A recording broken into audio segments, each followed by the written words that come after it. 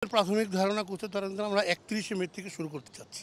যেহেতু 27 তারিখে আমাদের প্রফেশনাল লিগের লাস্ট ম্যাচ, আমরা চাচ্ছি যেন 31 তারিখ থেকে ম্যাচটা শুরু হোক। এর বাইরেও যদি কোচের কোনো পরিকল্পনা থাকে তাহলে হয়তো কোচ আমাদের সাথে শেয়ার করবে। যেহেতু কোচ এই ম্যাচ খেলার পর ছুটিতে চলে গিয়েছিল, সে আগামীকালকে আসবে, অবশ্যই তার প্ল্যানিং সে আমাদেরকে জানাবে। জুনের 10 তারিখকে কেন্দ্রিক করে আমাদের 31শে মে থেকে ন্যাশনাল টিমের ক্যাম্প শুরু হবে।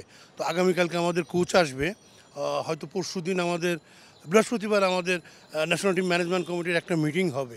তাই মিটিং অনেক কিছু চূড়ান্ত সিদ্ধান্ত হবে। আর প্রস্তুতি ম্যাচ খেলার ব্যাপারে আমরা কোচ যেটা চাই ওটাকে বেশি প্রাধান্য দিব।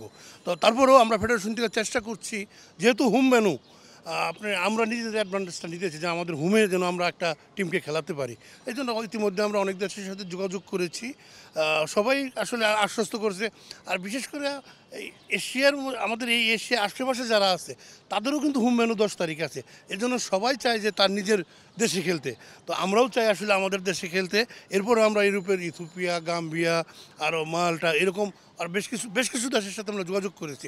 তো হয়তো 27 তারিখের ভিতর আপনাদেরকে একটা রেজাল্ট দিতে পারবো। এবং সময়টা কখন হবে ন্যাশনাল টিম ম্যানেজমেন্ট কমিটির উপরেও, এই মিটিংয়ের উপরে অনেক কিছু ডিপেন্ড করে। যে আগামী 10 তারিখে আমাদের হোম ভেন্যু, নিজেদের মাঠে ম্যাচ, এই ম্যাচটা ভালো করার তাগিদ রয়েছে আমাদের। আর যেহেতু গ্রুপে আমরা একটা ভালো অবস্থানে আছি, তো আশা করি যে আসলে প্রতিটা টিমেরই যে অবস্থান, এই অবস্থান থেকে আমাদেরকে পরবর্তী রাউন্ডে যেতে হলে আগামী ম্যাচটা একটু ভালো করতে হবে।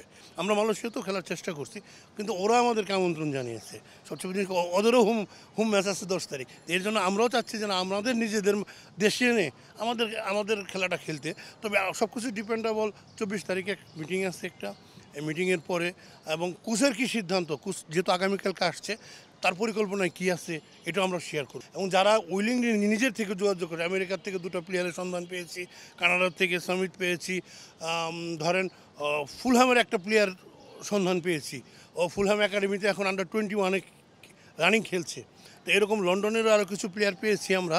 তো সবগুলো আমাদের পাইপলাইনে আছে এবং আমরা চেষ্টা করব তাদের সাথে যোগাযোগের জন্য। আপনারা তো জানেন, যেহেতু কিছু বাইন্ডিংস আছে, খেলার কিছু শর্ত আছে, ডুয়েল পাসপোর্টে যেহেতু আমাদের বাংলাদেশে খেলার সম্ভব।